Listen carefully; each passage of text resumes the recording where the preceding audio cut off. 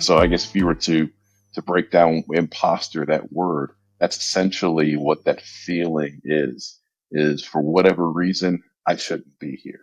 In reality, you're there for a reason. Like you were invited into that room or into that setting or into that meeting, whatever the case is, you were invited there for a reason. So that's one of the first steps is to recognize, okay, that's just imposter syndrome experience, whatever label we want to put to it.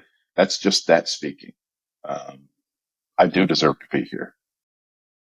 Have you ever experienced those feelings of being an imposter? Now, I don't mean that in the body snatchers sense, but more in terms of the general feeling of unease that many people experience in their professional careers or elsewhere, where you're waiting for someone to realize that suddenly you're in the wrong job, that you can't do this, that they'll take that promotion back, or they'll cut your pay, or they'll give you a sideways move and you'll lose what you feel that you've worked for. If that sounds familiar, if imposter syndrome or imposter experience or feelings or whichever other kind of descriptive phrase you like for this phenomenon does sound familiar and it is something you've experienced, then you're like me. I've been through that myself as well, several times over my career, still struggle with it on and off today.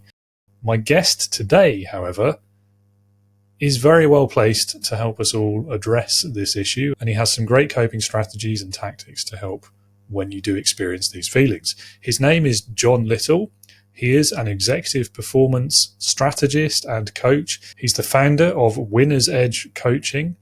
And he's going to be helping us learn about imposter experience today. We'll also talk about his career experiences so far, what led him along this journey and how he's ended up doing what he's doing, as well as his experiences and insights into leadership, of course. It's a really good conversation, plenty to learn, and there's some genuinely helpful strategies here if imposter syndrome is something that you are struggling with. So that's all I will say for now. Do stick around to the end to get those links to learn more, and perhaps come and join us as well at the Integrity Leaders community.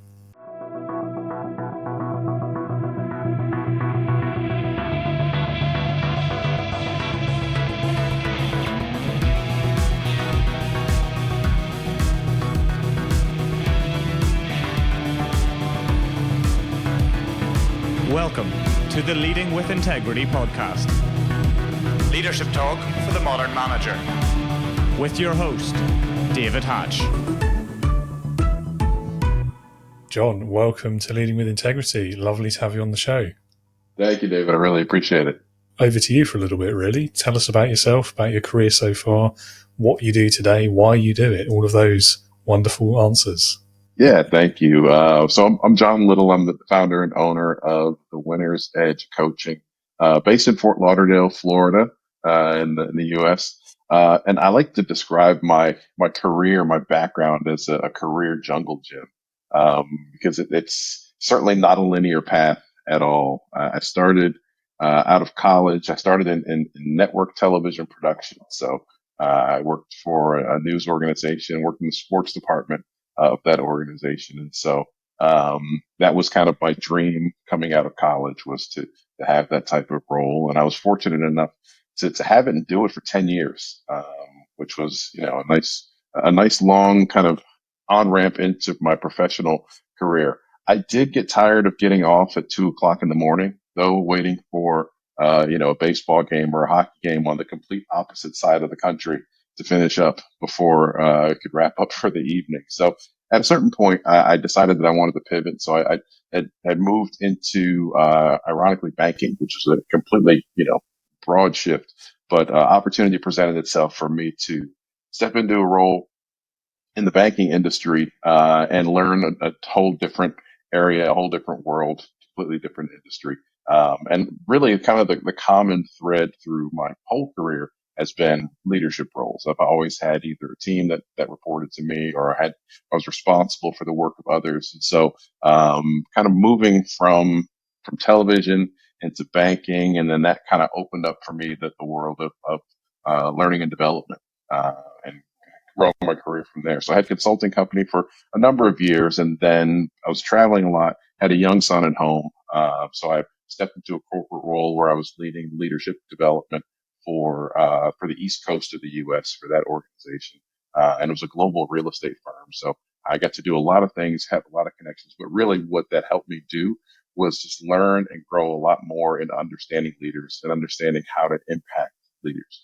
So 2 years ago, I stepped out on my own and started my own coaching company, which is the Winner's Edge Coaching, and really focusing on helping people find ways to become confident and authentic leaders through working through those self-limiting beliefs that challenge us. And often those are rooted in imposter syndrome. And so that's kind of my tag on Insta or on LinkedIn is the Imposter Syndrome Slayer, because that's one of the areas that I recognize creates a lot of challenges for leaders. So really, all the things that I've learned to this day and diving deep into how I can help people overcome that. That's the long and short of an introduction. Probably more on the long end than you wanted, but just kind of, wanted to paint a bit of a picture for you. Absolutely. No, I mean, there's no such thing as an answer that's too long, I think, to that question, because they're always interesting stories, and hearing people's journeys, really intrigues me. Yeah. And yours is quite, I mean, jungle gym is definitely a good way to put it. Varied, interesting. Yes. So, I mean, is there a common thread other than leadership? Was it just like the opportunity that presented itself? Is that what you saw yourself doing when you were a kid as well? Like, where did that all come from? It's funny.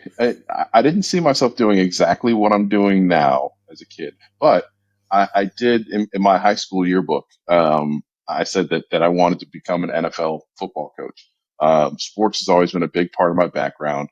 The NFL is what I've always been drawn to. And at a certain point earlier in my life, I learned and realized that I was not going to be playing professional football. So, but I always had that dream of becoming a coach. So that was always in me somewhere.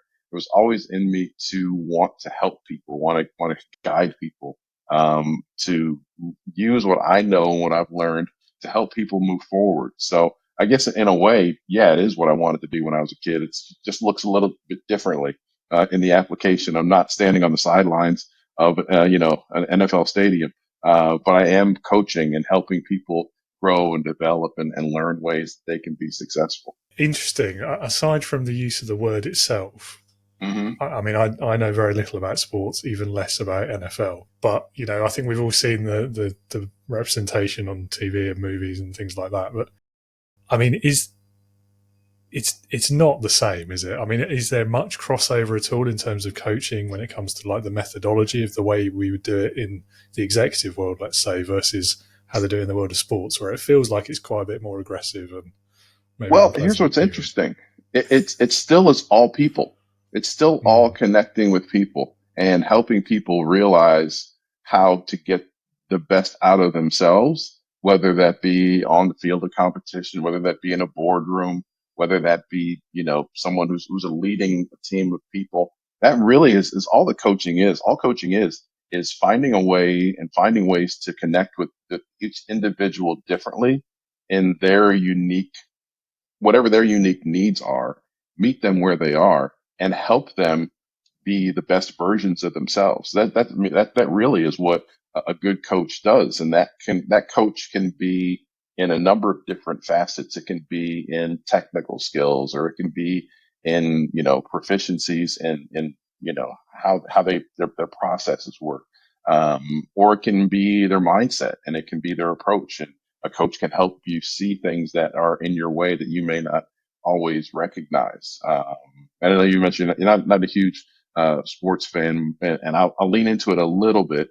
But when you think about the best people, or the people who've succeeded the most in their careers in that sports arena, they've never done it alone. They've always had a coach that's helped them. They've always had a coach that's guided them. They've always had a coach that's supported them or promoted them. And often what you'll hear when they talk about their careers, they'll often talk about those first coaches that they had that helped them see what they could be, or a coach that somewhere along the way helped them kind of recognize that there was more that they could achieve, or push them to more, push them farther. So it really, the role of the coach, and that's the same thing that we do in executive coaching, same thing that I do in my leadership performance coaching with executives, is I I always say I can't tell you how to sell more widgets. Whatever your business is, you're an expert in your business. I'm an expert in people. And so I can help you lead your people better. I can help you connect with your people. I can help you find ways to create those relationships where people are going to reach their potential through your help, through your guidance, through your leadership. But that's how you're going to get those results. That's how you're going to sell more widgets or whatever it is that your business objectives are. The way you do that is by maximizing everybody on the team, and that's what I do as a coach. So yeah, it's not exactly apples and apples, but there certainly are common threads, common practices, common experiences that people have through coaching, whether it be on the field of play or whether it be in the boardroom. Fair enough. And what struck me, I think, at the beginning of your answer there, most of what you said described leadership as well, I think. Absolutely. Yeah. Yeah, I mean, leaders who coach is a whole thing, isn't it? There's a whole reams of study on that, I'm sure. Yeah. And that often is a distinguisher between a manager and a leader. A manager is just managing tasks. And I like to say, they're managing to a spreadsheet. A leader, being a leader, a big part of that is coaching. A big part of that is finding the unique things that I need to do to connect with you for you to be your best self, right? That's what leadership is. Coaching is a big part of that. Absolutely. Well, let's talk a bit about imposter syndrome. It's one of the great equalizers in leadership because it's something that anyone can have, anyone can go through that, anyone can, it comes back as well, even when you think you've passed it. At any stage of a career, obviously, when you're new at it and it's your first leadership role, logically it makes more sense that you're going to experience it then. But then equally, I had it, still have it sometimes, all the way through my career. I've met CEOs who've been doing their role for like 10, 15 years, still have imposter experience on occasion as well. Yes. Let's start with what is it? What does it feel like? And how can we spot the signs in, ourselves, obviously, but also in others? Yeah. So it's funny because imposter syndrome, like you said, it doesn't just magically go away when you get promoted or when you achieve a certain level. Really, studies have shown and people have experienced and shared that imposter syndrome tends to grow the more that you achieve, and the more of a high achiever that you are, the more likely it is that imposter syndrome will creep up. So what does it look like? What does it feel like? So from an individual standpoint, imposter syndrome tends to be that voice in the back of your head that is the doubt of, should I be here? Like, why me? Do I deserve to be here? Can I be in this room and hold my own with the people who maybe I've looked up to for a number of years, maybe who have been in this role before, or and it may cause me to not want to raise my hand and ask a question, or it may want to cause me to not share a thought that I have. It may cause me to not respectfully push back on something that I may not agree with in a meeting. It may cause me, if I'm leading a team, it may cause me to feel like I have to do more because I have to constantly prove myself.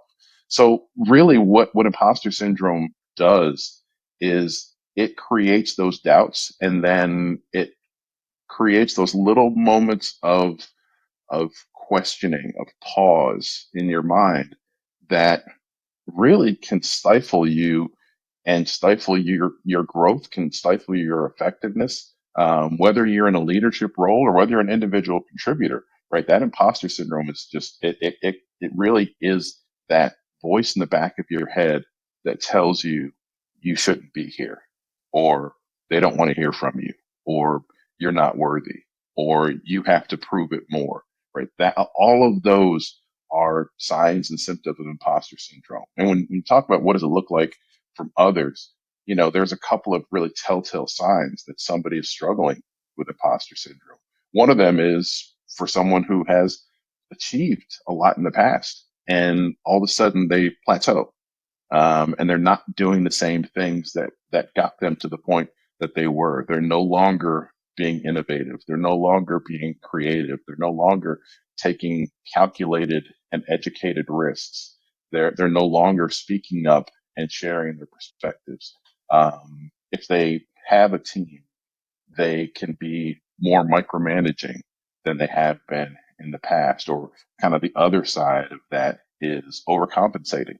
And we'll see leaders that will overcompensate when they're struggling with imposter syndrome, and they try to mask those insecurities through false bravado. And so they can end up creating toxic environments. So I know I gave you a much long, kind of gave you the essay answer on that. But really, like there are so many ways that we experience and can see and recognize imposter syndrome in others, but without understanding what it is, it's very easy to mislabel the things that we see and the things we experience. Yeah, I was going to say, I mean, a lot of the symptoms are quite easy to spot, but it can be a real, I mean, it takes, I think, a lot of kindness to view some of those symptoms in others and then think to yourself, maybe there's a confidence issue, maybe they've got imposter syndrome, rather than just, well, they're just being difficult. That's our Right. default response, isn't it? Yeah. And that's where Yeah. emotional intelligence and we've talked a lot about EQ. That's where that comes in. And looking at people and approaching experiences and individuals through that lens of curiosity and not judgment. And especially if it's something that is what may be out of character or behavioral shifts that you've seen, something different in someone, rather than jump to a conclusion of, oh, this person is just, they're just a jerk. They just don't like me. They're full of themselves. They're trying to micromanage me because they don't trust me. You get asked a question, hey, I've noticed you've been, it's been a little bit different the last couple of months. What's going on with you? Right. That is a way to try to engage that conversation. And, hopefully you've worked on building layers of trust to be able to get there. But that's a way to let people open up a little bit, because if you come down with the hammer on someone that's already struggling with some of those behaviors, do you think that's going to help the imposter syndrome or double down on it? It's probably gonna make it a little bit worse before it gets better. Yeah, it rarely helps, does it? Right. Yeah, I mean, in most situations, I think it rarely helps, but yeah, it's a tough one. Knowing it's sort of in your head and then being in sufficient control of the emotional response to do that correctly are two very different and differing difficulties as well in those problems. Yeah, that's again one of the things that I work with my clients on is that self-awareness piece, not only for their own growth and edification and connection, but also so they can recognize others. It starts with yourself. Once you have self-awareness, it's a lot easier to have social awareness, and you can start to recognize things in other people and lean into that curiosity instead of going deep into the fears of what that could be and what it could mean for you. Absolutely. So I think we've probably covered quite a few of like the myths and misconceptions that surround this imposter syndrome or imposter experience. I'm never sure about the word syndrome because that implies like that there's a medical diagnosis there, and there obviously isn't, is there? But right, yeah, the imposter thing. Right, let's call it that unspecific phrase for now. But I mean, I guess one of the biggest misconceptions around there is that, I mean, imposter thing itself is, I mean, that's a misconception in your head, isn't it? Effectively. So yeah. Ultimately, that is it's that those doubts will create that it'll create that feeling or that mindset that I shouldn't be here, right? So I guess if you were to break down imposter, that word, that's essentially what that feeling is for whatever reason I shouldn't be here. In reality, you're there for a reason. Like you were invited into that room or into that setting or into that meeting, whatever the case is, you were invited there for a reason. So that's one of the first steps, is to recognize, okay, that's just imposter syndrome experience, whatever label we want to put to it. That's just that speaking. I do deserve to be here because I was asked to be here. if there, I mean, maybe not a myth or a misconception, but like if there was something that you think everyone should know about it, what would that be? That you're being much harder on yourself than other people are. It's kind of a human condition in most cases for us to give more grace to others than we do to ourselves. And so being mindful of the fact that we can be our own worst critic. We can be our own worst enemy. We can, if we don't have another voice that's countering the voice in our head, then we'll just continue to hear that voice, and we don't give ourselves the grace. We don't give ourselves, we don't expect other people to be perfect, but we expect ourselves to be perfect in a lot of things. And there's so many layers to that. That could be family upbringing, that could be conditioning, that could be responsibilities that you've had throughout your life. Like there are a number of things that could create that sense, and the layers or the levels of it in people higher or lower. But that's one of the biggest things that, if I could just emphasize with people, is give yourself grace. Give yourself the grace that you would give others, because that's the first place to start. That's so true of leaders as well, isn't it? Like we put ourselves on a pedestal, and I think a lot of that comes with like the societal, the cultural expectations of leadership as well. Absolutely.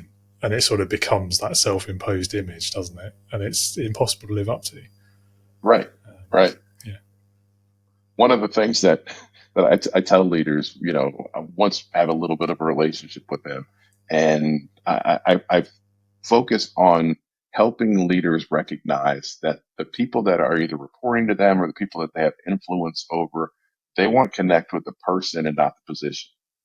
Because at the end of the day, like titles, nobody cares. Nobody cares what your title is.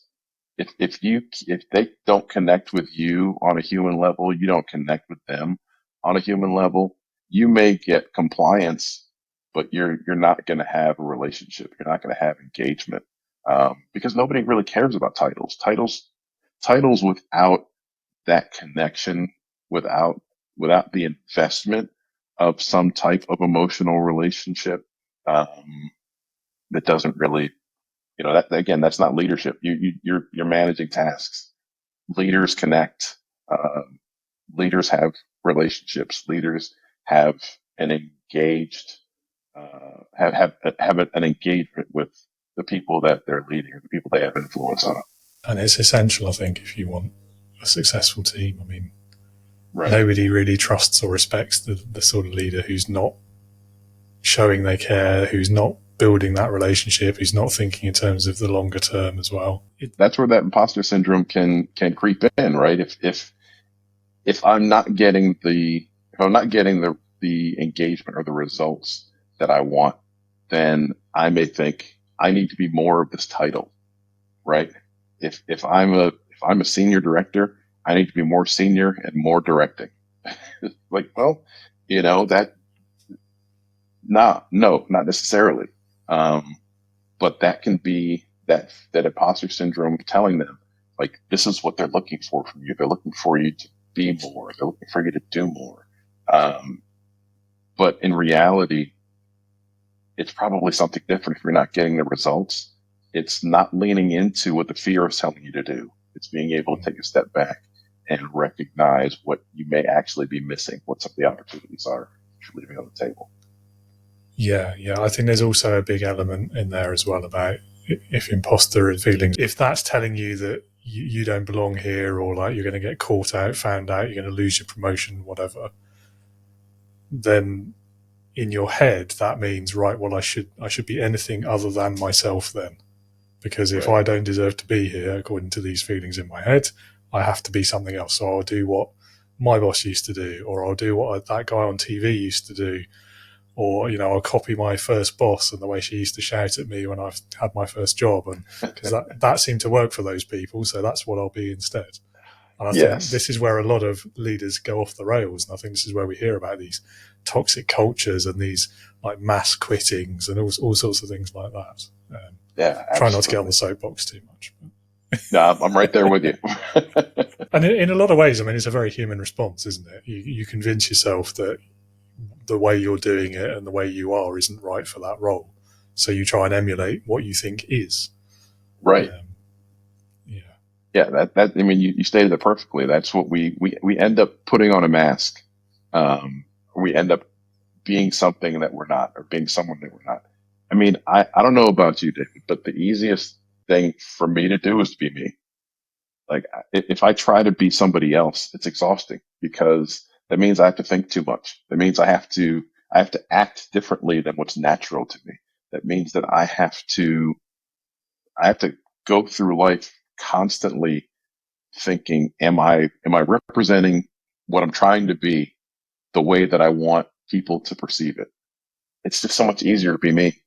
And it doesn't mean that I can't learn, that I can't grow, and that I can't adapt, because I have to do all of those things to be effective. But if my foundation is still me, and I know me better than I know anyone else, then it's just it's an easier path than trying to be something that you're not. I jokingly draw the parallel to that old truism about tell the truth because it's easier to remember. And I think that's exactly the same thing here. And then the other Yep. comparison I've heard is about dating, about how you have to be yourself, if you want to find love, that sort of thing. Yeah. Don't send your representative on dates. Absolutely, yeah. Don't go through your lawyer. That's a bad start.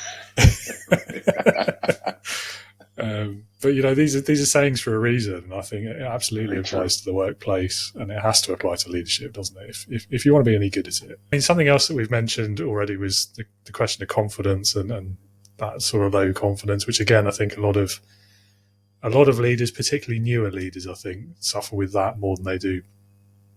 Well, maybe not more, but as much as imposter feelings and things like that. And there's also this question of self-doubt, which I guess all three of these are sort of wrapped up together. But I mean, what is the difference between these three concepts in your mind? Uh, I think confidence, um, confidence comes through knowledge and experience, in my opinion.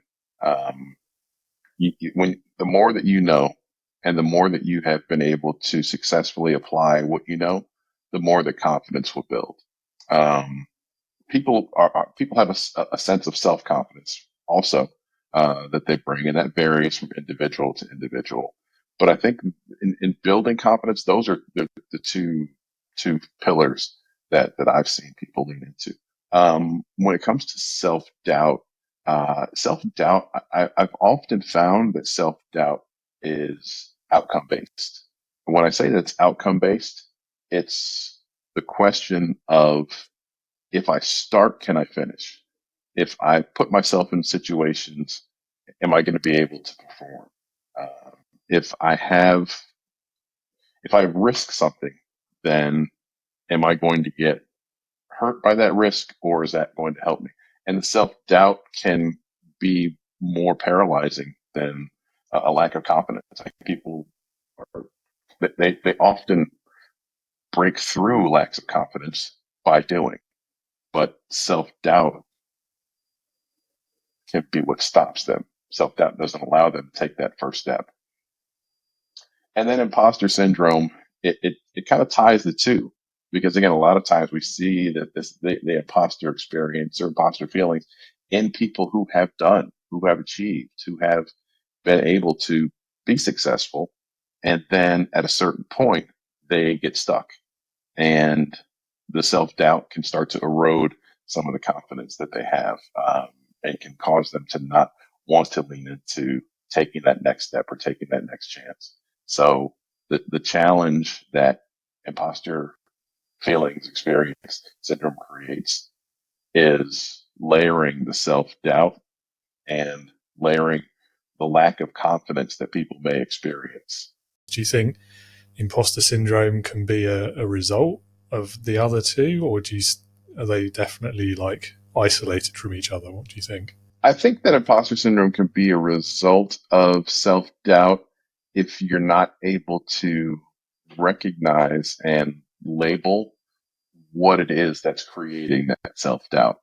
So I think that that confidence or lack of confidence, self doubt, and the imposter experience, imposter syndrome, however we want to call it, they certainly are interconnected because they kind of stack on one another.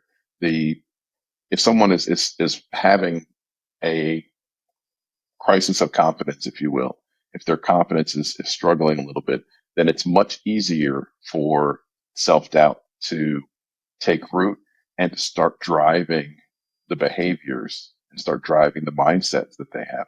And those things are exacerbated by those imposter thoughts, those imposter feelings, that's the self-limiting beliefs or the self-limiting talk that will confirm all the fears that you have that the self-doubt that self-doubt is creating. And if you're suffering a crisis of confidence, then you don't really have it in that well of confidence to say, no, we can do this. We've been there before, or we deserve to be there.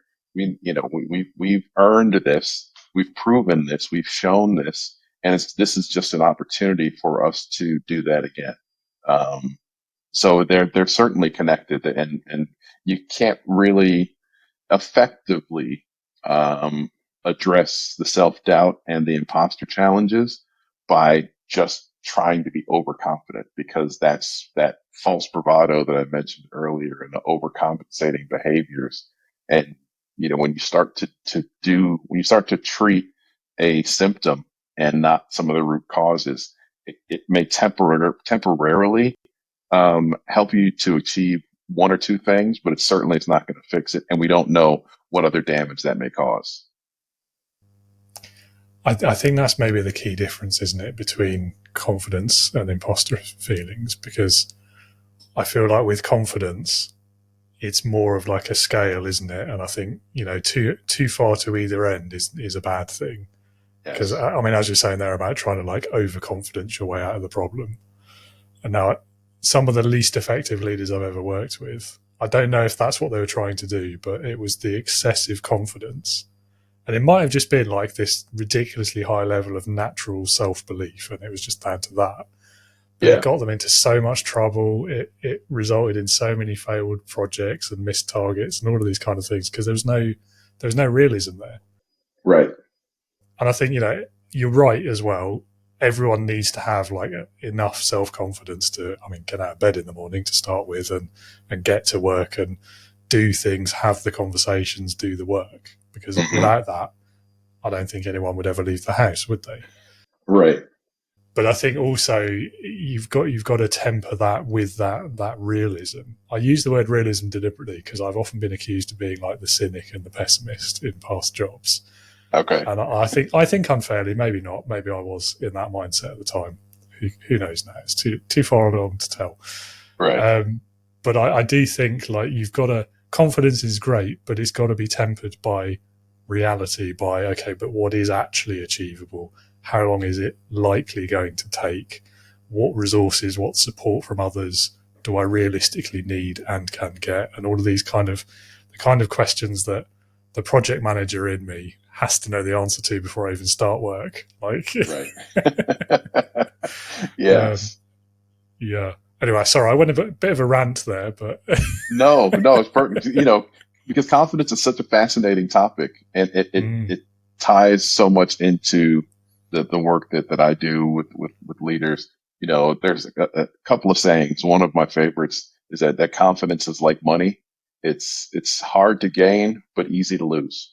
And that you see that so often with people who don't have the connective tissue of self-awareness. And that's where I think that, as you were describing, people get out over their skis, which is another saying, um, that they get overly confident and they have more belief in themselves than maybe what's reality, or that overconfidence causes them to overpromise. There's a fine line between confidence and arrogance, right? And probably the people that you were describing may have leaned a little bit more towards arrogant than confident, because if I'm confident, I don't have to tell you how good I am. I'm just going to show you. You'll see it. If I'm arrogant, then I have to let everybody know how good I am.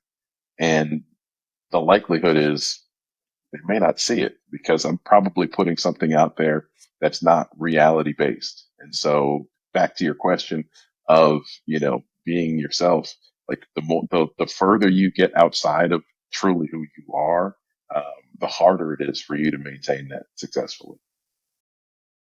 Yeah, absolutely. Yeah, I mean, I used to joke quite a lot about like confidence and arrogance, about how it's only arrogant if it's not true. But I'm not sure I believe that anymore, because I feel like it is possible to do both. Yeah. And so, I mean, by contrast with the imposter experience side of it, it feels to me like I mean, it's not totally binary, is it? It's not like an on or off sort of thing, but I think it's perhaps a smaller scale than with confidence. Um, yeah. Yeah, it can show up in so many different ways and in so many different instances. And it can be fleeting, or it can be something that really stops you and really, can cause you to not move forward. Um, I can share in my career. There have been so many times where that's popped up one way or another. And it's often been when I have to do something new that I haven't done before. It's where I have to present at a meeting, or when I'm speaking at a larger conference that I've spoken at before. Like I've been talking since I was 15 months old, or however young we are when we start talking. Like this isn't something that I've never done before. I've built my career speaking and talking in front of people, but if there is that doubt that will creep in, like, you haven't done this before. Can you do it? And that's where I have to remind myself, this is what that is that's speaking. Here's how to move through it. And here's how to move forward. But it can also be like, I have imposter syndrome when it comes to, if somebody needs a report from me that needs to be in a spreadsheet, like Excel is my kryptonite. Like it's the hardest thing for me to do. And it will often be the last thing that I'll do, because I will put everything else in front of it, because yes, I can do it if I have to. And if I get stuck, I can go to YouTube where I can find a resource to help me. But the nagging thought in my head of, this is going to be the hardest thing that you do today. You're not going to do it well because you don't do it well. So let's find other things that you can do well first. Like, that's an example of that too. And that can be debilitating for someone if they're not able to overcome that mental stumbling block. Yeah, I know exactly what you mean. Like, for me, it's like the marketing and business development, that's my kryptonite. It's partly that, like, not really had to do it until I was a business owner myself, Mm-hmm. and coupled, for me at least, I think it's tied up in confidence as well. Is because I don't really know how to do it, therefore I don't feel confident in doing it, and then it spirals from there, doesn't it? Yeah. And it's funny that you say that. So you've perfectly described where people can get stuck and start to double down on those thoughts. Is that, I don't know, I haven't done it before. I don't know if I'm doing it right. I don't know what's going to happen if I do this. And that can sometimes stop people in their tracks from even taking that first step. And one of the tools that I use as it relates to helping people navigate through imposter syndrome feelings is name it, tame it, and reframe it. So that model of, just as you were describing, like, that business development and marketing is one of the things that it's not your zone of genius. It's not what's natural to you. And so that can cause you to hesitate a little bit in that, but you have to do it. So naming that as, okay, this is an area where I have some I have some imposter feelings around that, because I haven't successfully done it in the past, or not to the level maybe that I've wanted to. So now, how do you tame those feelings so that they don't get in your way? Well, that's where that conversation that we had earlier about giving yourself grace comes in. It's like, yeah, you're not an expert at it because you haven't done it before, and that's okay, right? You have to take that first step. You have to learn by doing. You have to recognize that there's no such thing as perfection, right? Progress, and then reframing those thoughts as, this is something that I've seen other people be successful at, and even if I'm not perfect, even if I'm not in the top 1% or 5% or 10%, the fact that I can go out and do it and try it, I'm going to learn something. And what I learn, it's going to make it better the next time I need to do it. So just that simple process of name it, tame it, reframe it, that helps you move through what could stop you, because exactly as I said, like, this isn't, marketing, business development. It's not something that I've had to do before until I became a business owner. And now that you're a business owner, a big part of that is you need to grow your business, right? So, you have to do it. So naming it, taming it, and reframing it allows you to now move forward in an effective way, recognizing it may not be perfect, but that's okay. It's progress. Yes, I agree with all of that. I'm not great at doing it, but Right. I think, I mean, particularly with the marketing side of it, like that's sort of the organic piece, I think it's quite easy to reframe that one because, worst case, as long as I do something, it's not going to have an actively negative impact, barring any like horrible thing I might put out there, which I'm obviously not going to do because that's common sense. Right. Right. And it's, so I mean, that one feels relatively low stakes until you get to like month end and you're looking at the figures and then suddenly it's, oh. But that's just the joy of being an entrepreneur, isn't it? Like you Absolutely.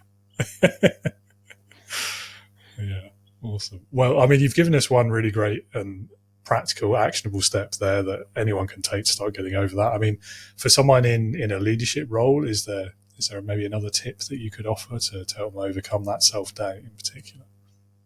Yeah, I would encourage someone who's maybe in a leadership role that may be struggling with those doubts is take some time to do some inventory on how you got to where you are, right? What are some of the things that you have been successful at in the past? And how have you been successful at those? Like, so you can look back and start to look at patterns of where you have that zone of genius, where you have your strengths, where people have resonated with you, or where you've been able to find quick, sustainable wins to build progress and momentum. That's a big step again in that confidence piece.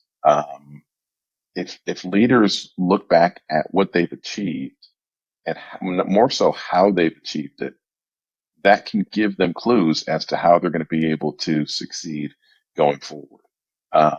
Also, self-awareness is so important.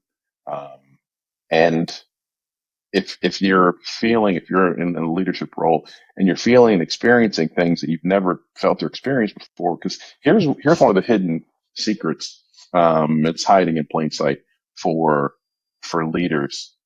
The higher that you go on the org chart, or the more that you grow in your career, the more that you advance, the lonelier and more isolating it gets, because you don't have peers who are experiencing the same thing in real time.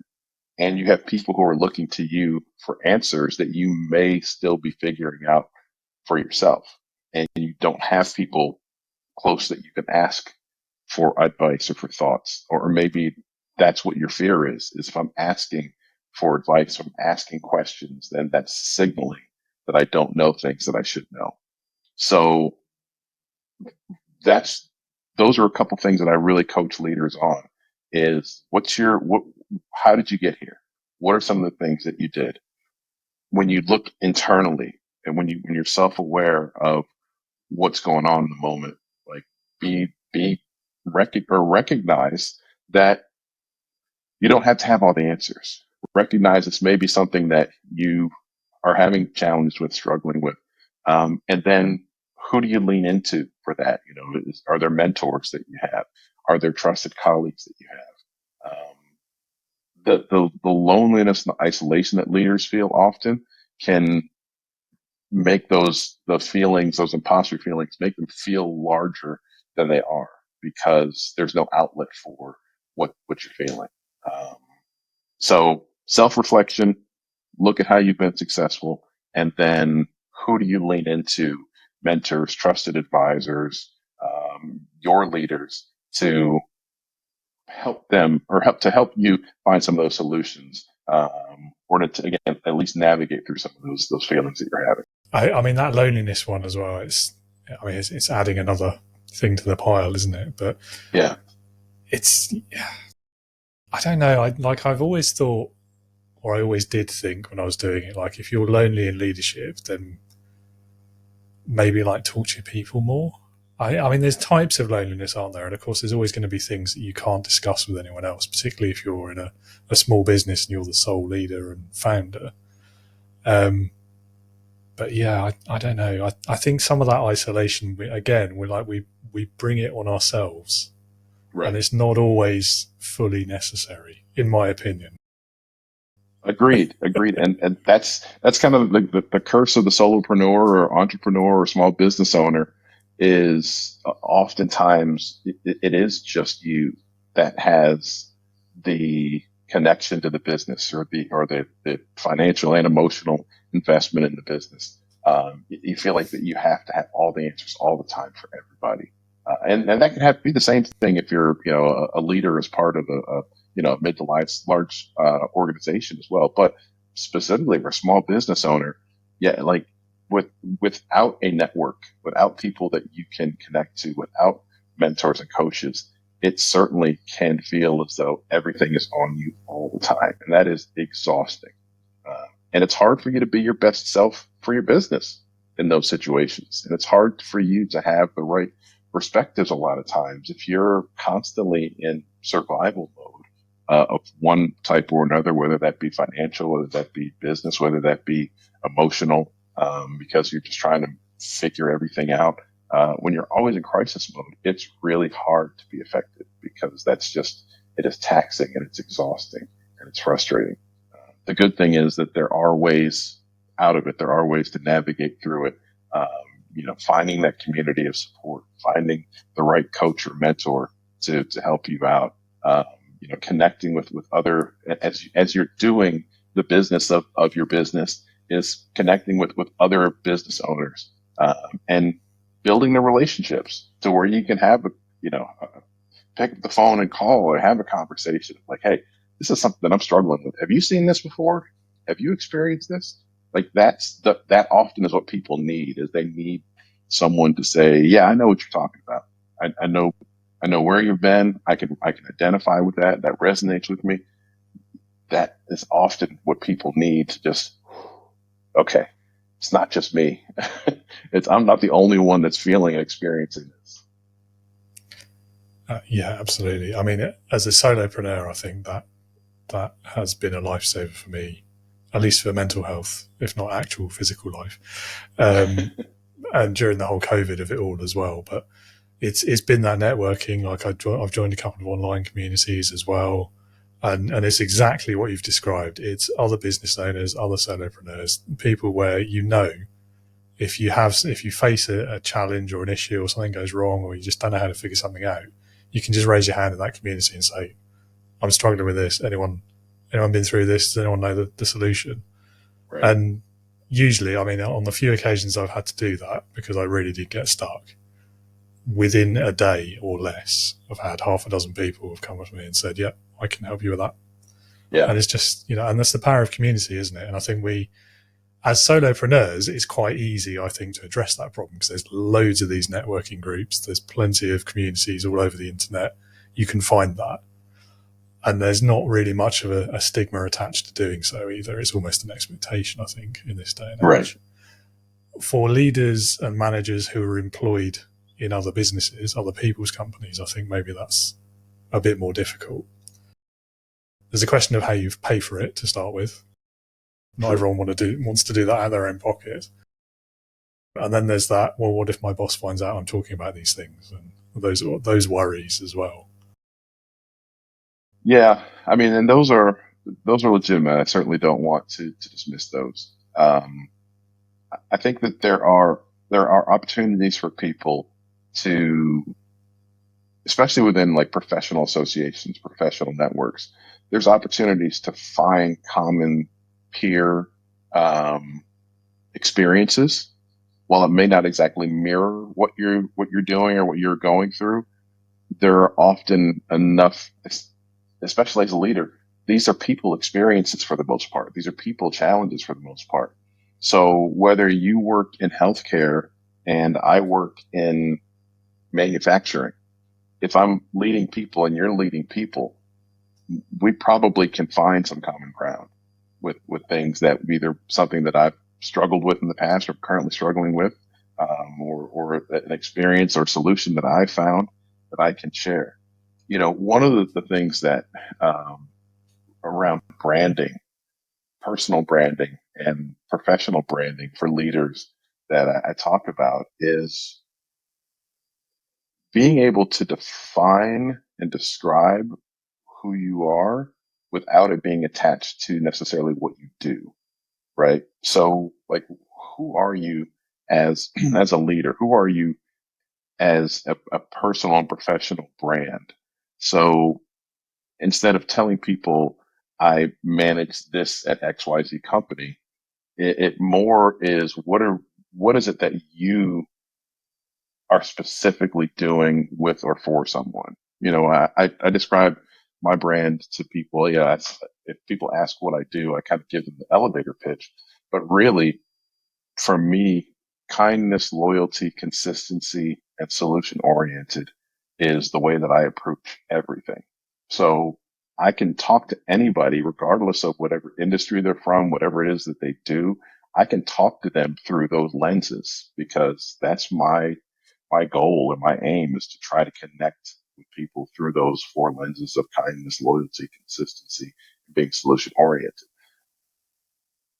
For people who are struggling with trying to find a community or trying to find people to talk to, I'd encourage them to identify what's your brand. What is it that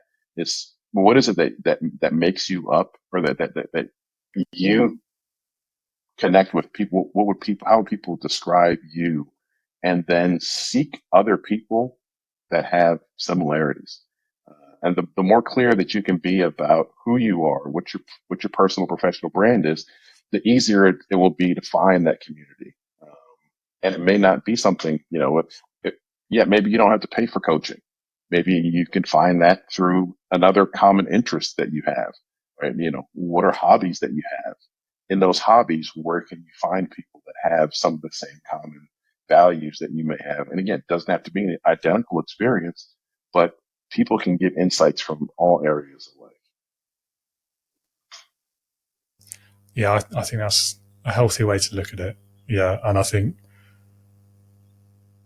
when people ask me difficult questions like I'm going to ask you later about, like, if you could start your career again, what would you do differently, and like what regrets do you have, and that sort of thing, I think the more I think about that over the years, the more important this one becomes. And I wish I'd started doing things like building a network much sooner, because I literally never did it. I actively avoided opportunities when I was an employee. Even when I was like a co-founder and a director of a previous company, even then I still no, I didn't want to know. And it was only once I was by myself and I realized how important that can be. And I was like, well, I wish I wasn't starting from scratch right now. You are speaking my language, David. Yeah. Yeah. Anyway, I'm pleased to say, though, I think I've got pretty good at it, or at least at meeting people, and I've got some great relationships as a result over the last 5 years. So That's awesome. it's, even if you start from scratch, it's still entirely doable. I guess that's the main lesson. Definitely. Yeah. I mean, that's the thing, right? With the virtue of time, that we're given, anything's possible, right? But you just have to start. It's so easy to say what you don't have, or what what you wish you would have done. If I could do it all over again, well, you can start today. The best time to start was yesterday. The next best time to start is today. Exactly. Yeah. And in fact, one of the people I met at just such a networking event I talk to quite regularly, that's one of his favorite quotes. Mm-hmm. So there you go. Awesome. Well, John, I've got some questions about you, more specifically leadership. We kind of covered most of them, I think, but I think the really interesting ones to me are, firstly, what has been your best experience being led? That's a great question. The best experience that I had being led was working with someone, and I use that phrasing specifically with someone, because she was very clear that even though we were on different levels on the org chart, that we were partners, and that I couldn't be successful without her, and she couldn't be successful without me. So our partnership was important. But she really allowed me to stretch myself and challenged me to stretch myself. Um, she was so supportive in telling me, like, the things that she saw for me, I didn't see it myself. I didn't see it as possible. I didn't understand how to get there. And so not only did she give me the tools and the knowledge, but she gave me the opportunities to do things. She gave me the opportunities to put myself out there without, it wasn't reckless, right? She didn't say just go out and do whatever. But like she had a great phrase, freedom within the framework. So she established what the structure was, and what the expectations were. But she gave me plenty of room to find my way to get to the successful goal. And this was, this is when I was in the role of leading a team of people on the East Coast of the U.S. And we had a leadership development group that we were working with as an organization. And we had our curriculum and we had our processes and we had our structure. But she gave me the space to do that job the way that connected with me, that allowed me to be my best self. It allowed me to share the most. It allowed me to be vulnerable. It allowed me to to try things without fearing that I would get my hand slapped. And it wasn't perfect. And there were plenty of times that she was like, "Come back to me, rein it in a little bit, right? Let's get back to the framework." But it was never punitive. It was always, this is a learning experience. What did you learn from this? What can you take from this? That was the best experience that I've had with a leader, hands down. Um, and fortunately, that someone is still, a mentor in my life and someone who I continue to lean into as I grow in my career. I'm always struck by the answers to this question because almost without exception, that last bit of the story there is always true. I'm fortunate that they're still in my life. We still work together. Um, they still support me even now, even though I'm not their responsibility anymore. All these kinds of phrases. Exactly. And I love those kind of leaders who they don't use words like my juniors, my team, my minions, my subordinates, anything like that, even in jest. They Right. refer to the people like as their colleagues, as partners is another one. I mean, they're just so great to work for because it's the right mindset of leadership, isn't it? It's not seeing others as other, I suppose, Right. and Right. not putting yourself on that pedestal, I guess, that we've been talking about for Right. most of this episode. Yeah, and I think what leaders will find there is you have much more authority than you may think if you again lose the titles or lose the hierarchy and say this person works for me, or this is my employee. You get so much more authority by being a partner. And of course, reporting lines have to be respected. Of course, there are different responsibilities. There are different hierarchies, and not everyone is your best friend. And, there needs to be a level of respect and authority. And I think that happens the more that there is an investment and a connection with people. Because there's some leaders that fear familiarity and think if I'm too familiar with my team, then they're going to take advantage of me. If they're too familiar, then, I can't hold them accountable.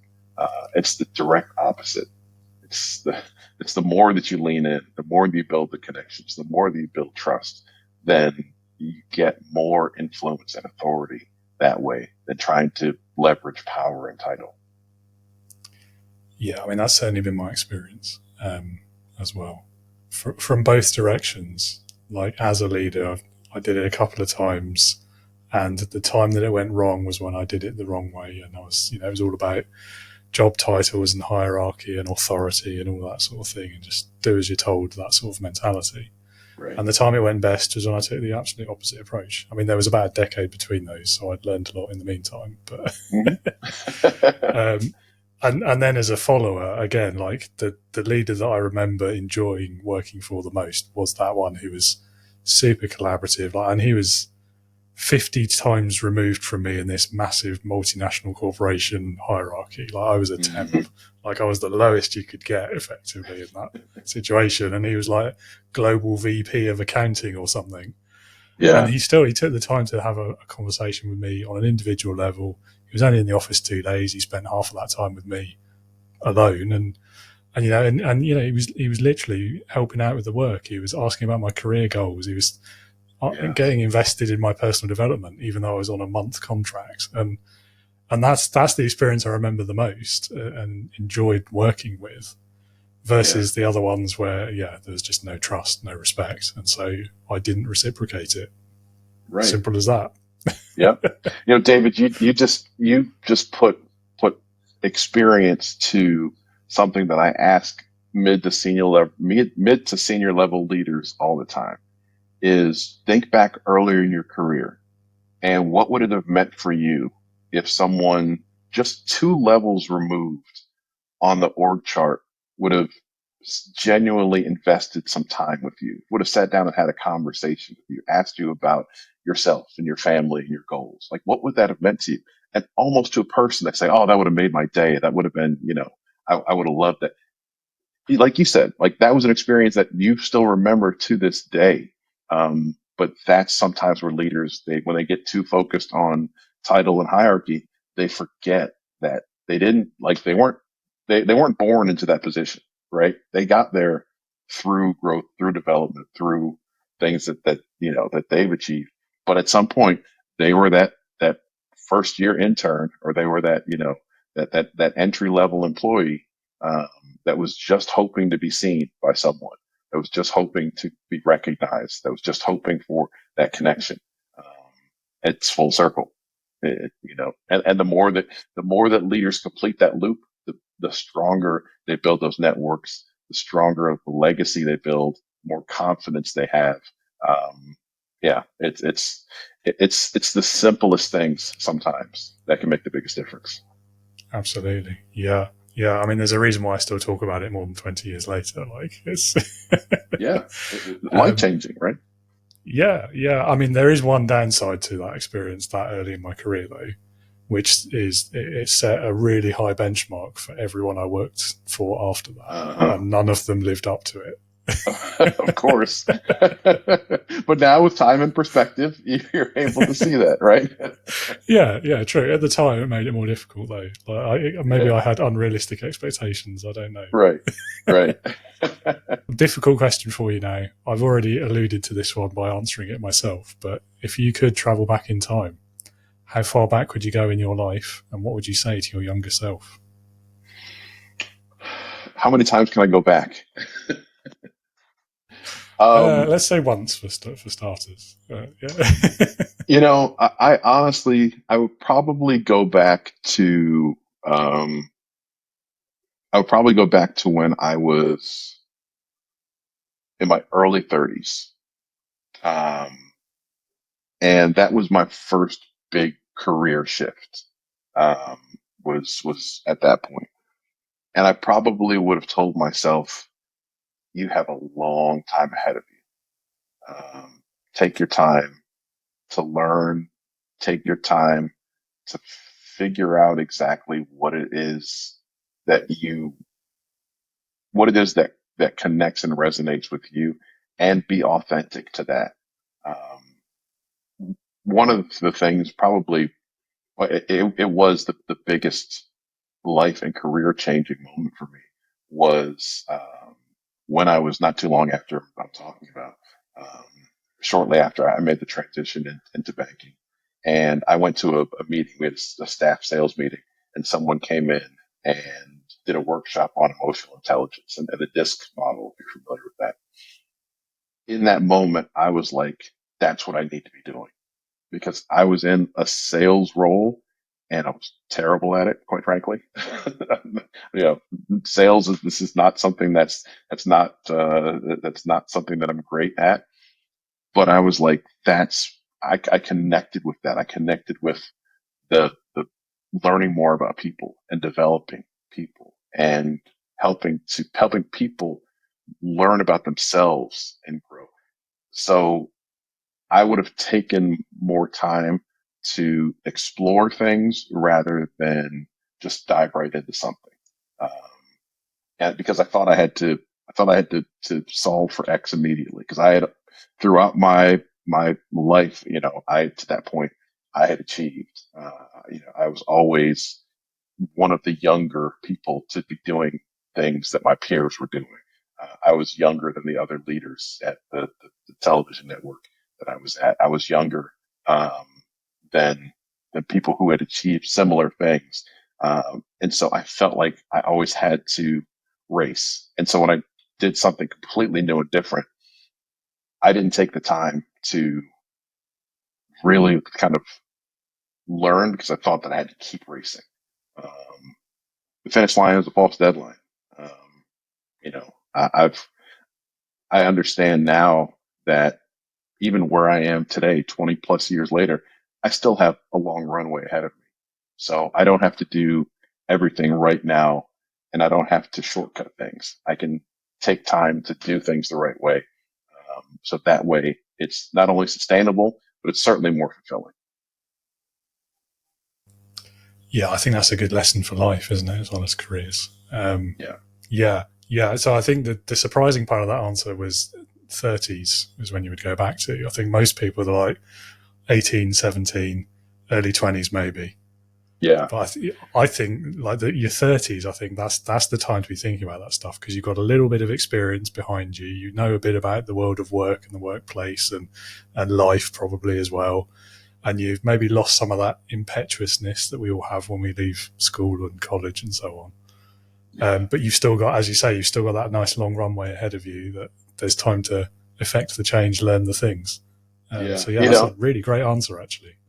I appreciate it. I know that I'm a little bit unique in this, that I may have lived some things a little bit backwards. So like I had really good clarity when I was choosing, you know, when I was choosing what college to go to and what I wanted to study and what I wanted to do when I got out of college. You know, I applied for one internship in college because that was the one place that I wanted to work. And so I had all of my focus on, I want to work at CNN Sports in Atlanta. And that was what I wanted to do. That's where I wanted to work. That's where I wanted to intern. And so like I had such laser focus to that point. And when I got the internship and then eventually got hired, like I was doing my dream job at 21. I was like, this is, you know, this is everything that I have worked for to this point. And I fulfilled that. And I worked 10 years at that job. And, you know, it's still some of my fondest memories, professional memories are from that. Um, you know, I got to go to work 5 days a week and sit around watching games. It's not the worst experience in the world to have, right? So there's not a whole lot I would change up to the point of when I realized that road was ending. That's kind of where I had to start looking at life that in a way that probably people at a much younger age start to look at life. Yeah, that's fair enough. That's fair enough. I mean, what would you have done if you hadn't got the internship? I guess you don't know, do you? Yeah, I don't know. You know, there's probably a couple of other routes that I could have gone. I could have, you know, started at a local TV station and still tried to achieve that internship. But it's a great question, and you know, I guess I chalk that up to the ignorance of youth, and you know, probably irrational confidence that it was going to happen at that point. But it was also, there's a lot of intentional work that I put into making that happen. It wasn't, when I say I applied for that one internship, I had been in contact with them since my sophomore year in college, learning the process, trying to make the connections. I had been like, you know, super intentional. I had went on a trip with with a different group from school to Atlanta. And I took time out of that trip as a student to go to the CNN building and, learn a little bit about it and try to find out again, how can I make some of those connections, asking questions. So there was some intentionality behind that process. But yeah, looking back, it might have been a little bit risky. Might have been a little foolish. Yeah, I mean, there's something to be said for having that single-minded focus, isn't there? And I mean, you talk to the high performers of the world, which I suspect you're one. People like fighter pilots and I don't know, like polar explorers.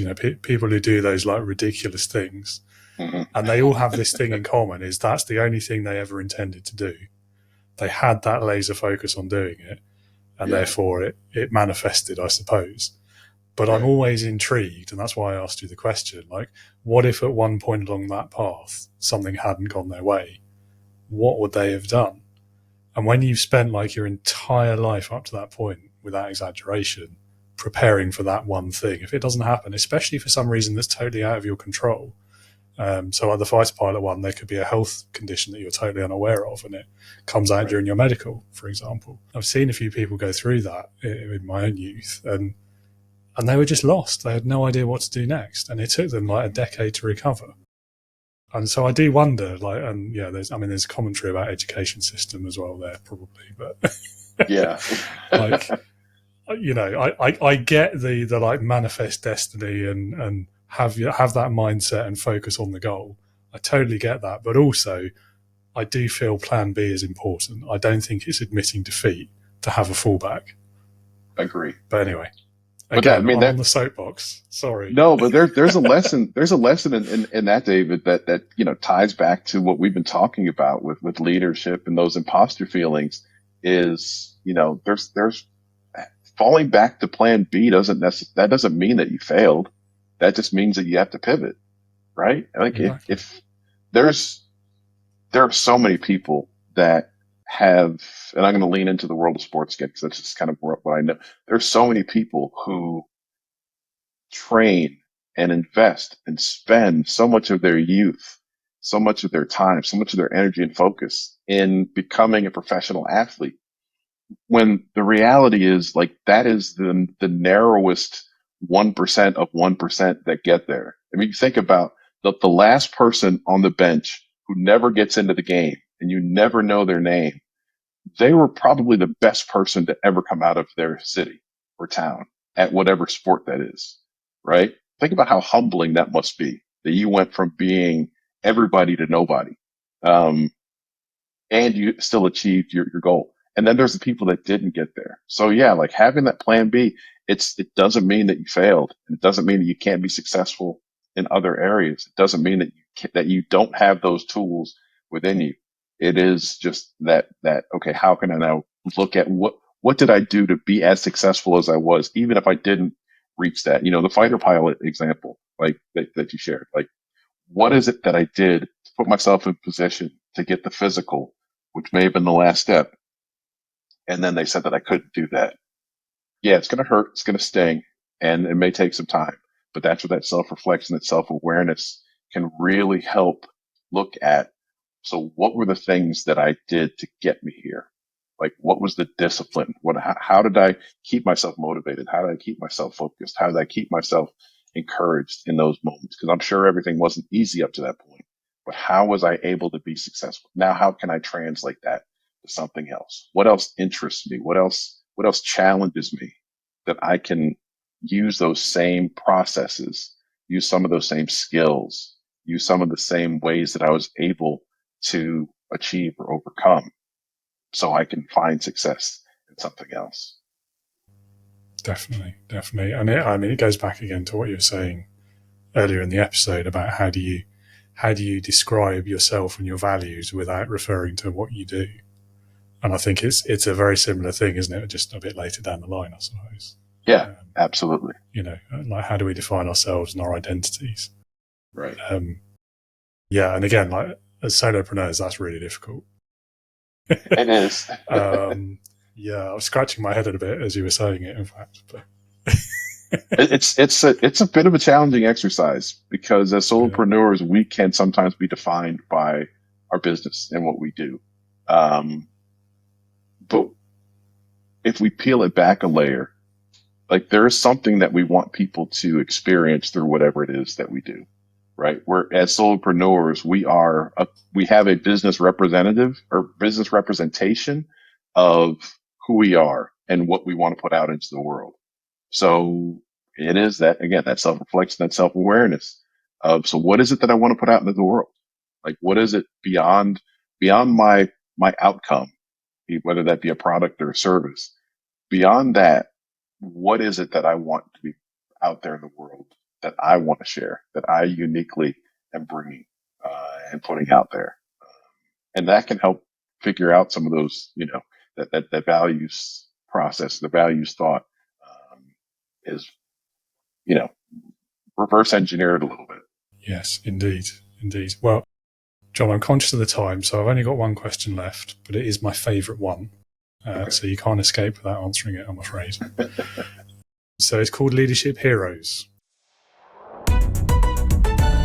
Leadership Heroes. If you had to pick one person, but it could be anyone you can think of, they could be like alive or dead, past or present, real or even fictitious, but it's got to be someone who, in your opinion, would perfectly embody leadership. So who would that be for you and why? So I'm going to go sports again. Tends to be my lane. But there's a gentleman named Joe Gibbs. And Joe Gibbs is in the Pro Football Hall of Fame. He is he's a three-time Super Bowl winner, winning head coach, coached the then Washington Redskins, now Washington Commanders. One of the reasons why I love how he embodied leadership so much is because he did two things really, really well. He built relationships with people through finding out what was important to them and how to best motivate them individually. Not easy when you have 60 people that are on your team, but to build a genuine connection with those people by finding out what it is that's important to them, how they're best motivated, how they're best rewarded, how they were best challenged. He learned that with some people it had to be the stick, and he needed to come down on them for every little thing because that's what they needed to be motivated. And for other people, it was a pat on the back, it was a pat on the head, it was, great job. There's a story that he tells about one of his players who one of the assistant coaches was just berating him, just giving him the hardest time, yelling at him about a missed assignment. And he said he just saw his body language crumble, and so he pulled him to the side and he said, what's going on? Tell me what's happening. And the player shared with him, like, I had such a bad family experience with that type of behavior. Whenever someone yells at me, whenever someone discourages me like that, then it's really hard for me to move past that. So he talked to that assistant coach. It was like, don't ever do that to him again. We're never going to get what we need from him with that type of response. And he became that player's biggest cheerleader. If he did the littlest things, he was always over the top and encouraging him.